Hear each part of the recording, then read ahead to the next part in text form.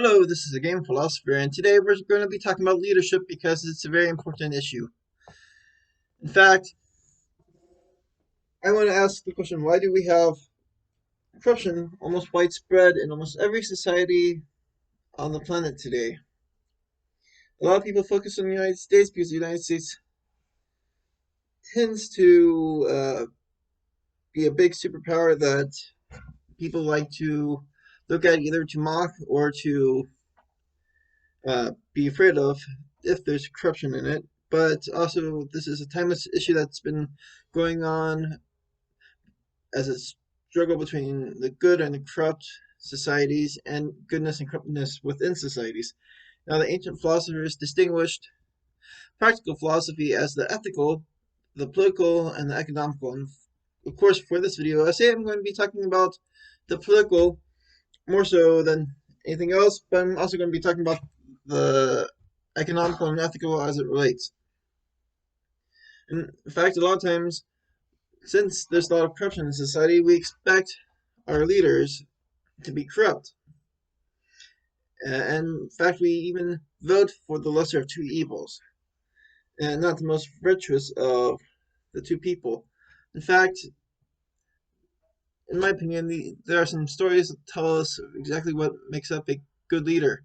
The Diogenes and Alexander events is one of the best examples of this. Now, Plutarch and Xenophon, no, Epictetus and all, not Xenophon, talked a lot about the Diogenes side of things. Someone to talk about the Alexander side of things, because when Alexander talked about things with Diogenes, Diogenes would insult him. He would say, "Get out of my light," and he would show a lot of disrespect.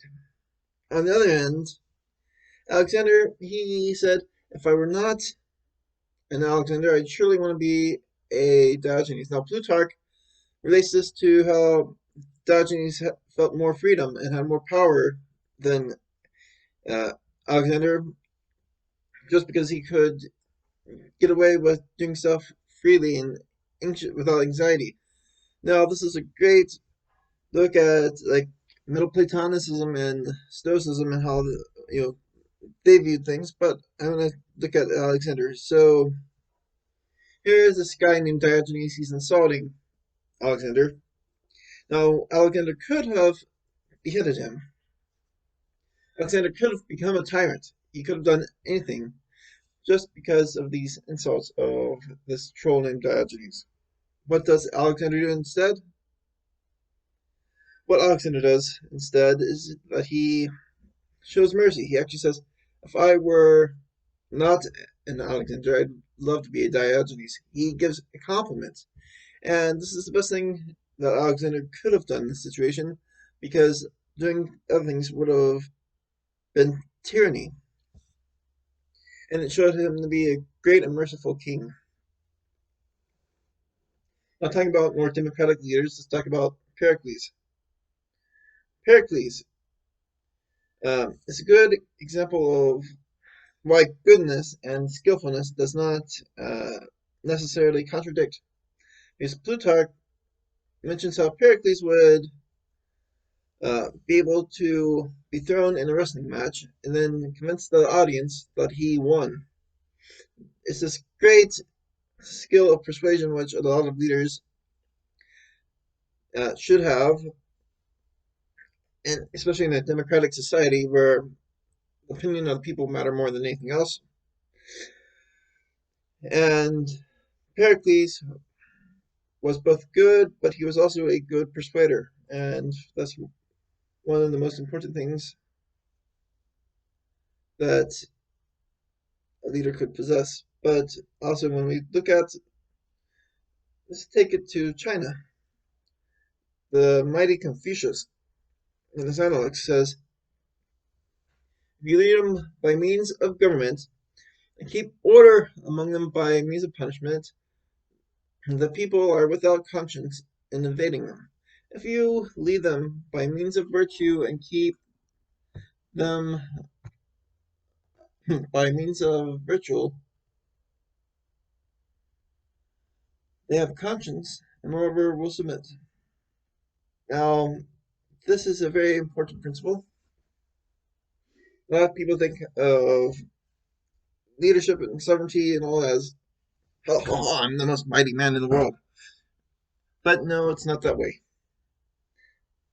A lot of times, by our goodness and trustworthiness, we are put into positions of leadership.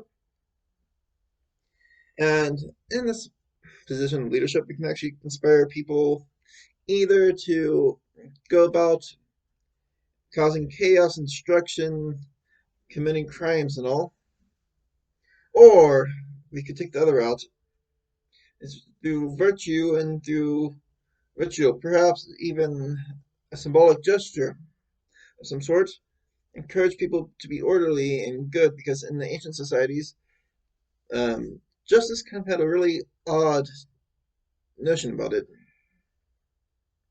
And this is found both in China and in Rome, that what mattered more than anything else was orderliness. And in fact, we can see many examples, one of them being Jesus Christ, um, where the Romans would go against the right thing, um, to attack the innocent person in order for order to happen. And this is stuff I think is kind of bad, actually very bad. But if we learn from this, the very actions of a leader can actually cause orderliness in society, and orderliness is a good thing. But of course, it cannot contradict virtue, otherwise it becomes a bad thing. Now, from Xenophon's Statopedia, there's a few quotes I want to talk about. Never put off collecting supplies until the day of need. So there's other expressions of how to say this, and yet I think this is the most beautiful way of doing it.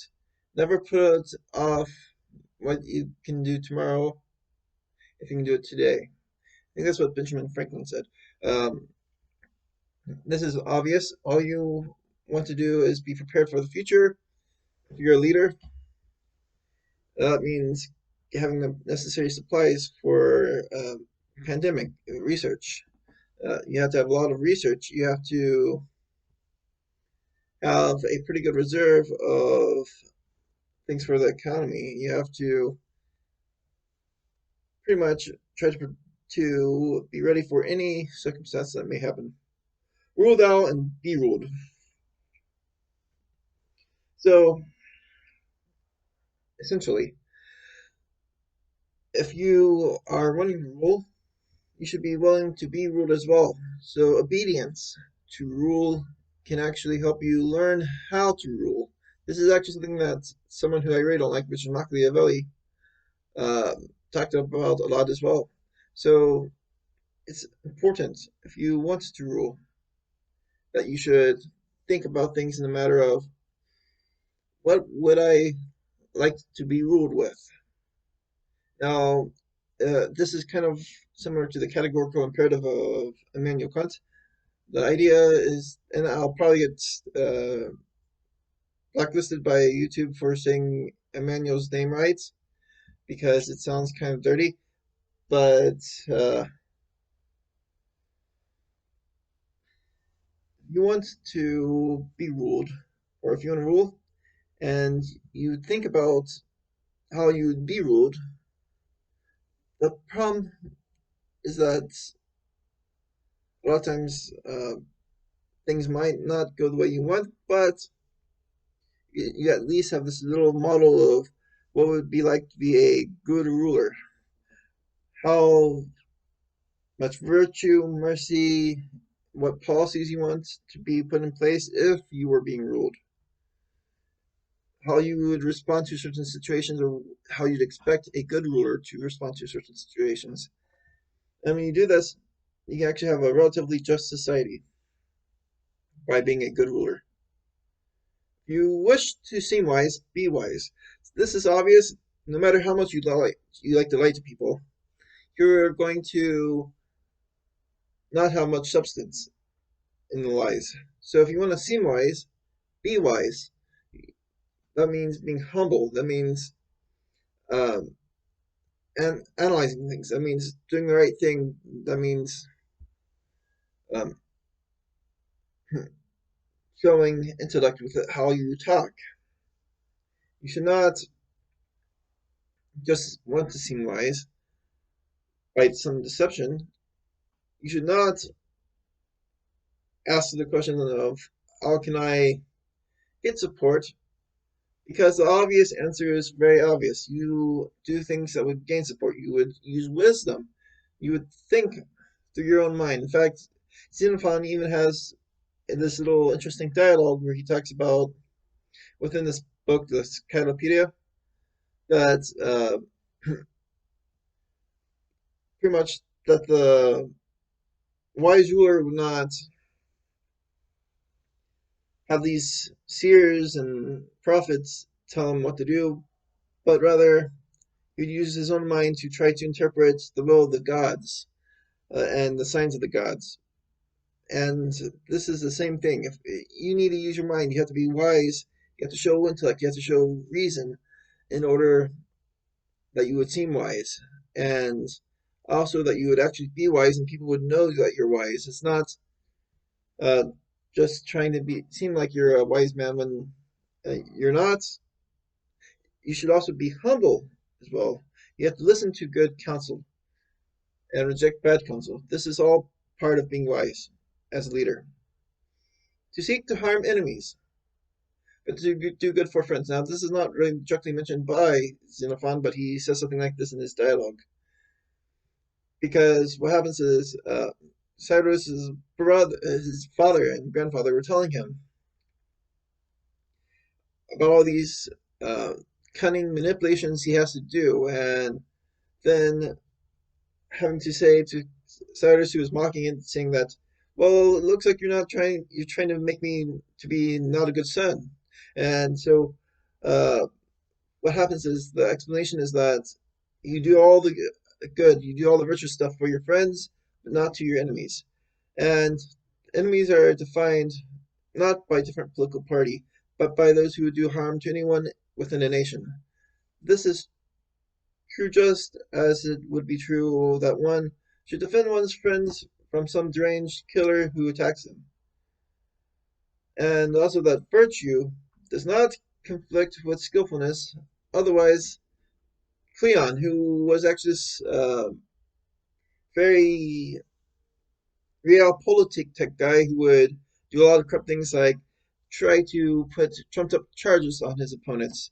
He would have done more successful things than Pericles within the Peloponnesian conflict. He would have had power while Pericles wouldn't have. But obviously, Pericles actually was a guy who took power and control, and while Pericles lost the war, he actually had this pretty good guerrilla conflict that was going on that did pretty well.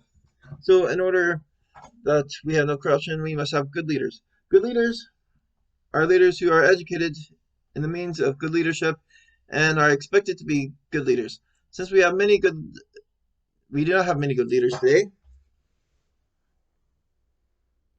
corruption will spread because people are not acting with wisdom, nor benevolence, nor virtue, but seeking to play politics on their fellows and condemning people as evil for disagreeing with them.